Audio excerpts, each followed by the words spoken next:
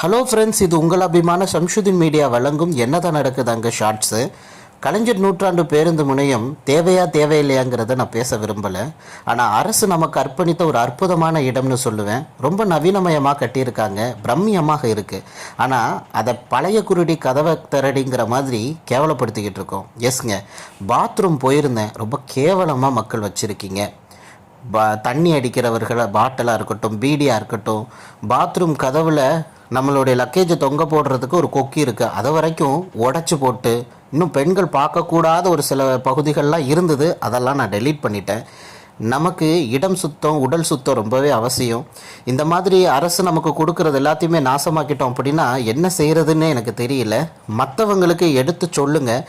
நமக்கெல்லாம் ஆறறிவு இருக்குதுன்னு நான் நினைக்கிறேன். நீங்கள் நினைக்கிறீங்களா இருந்தால் தயவு செஞ்சு சொல்லுங்கள்.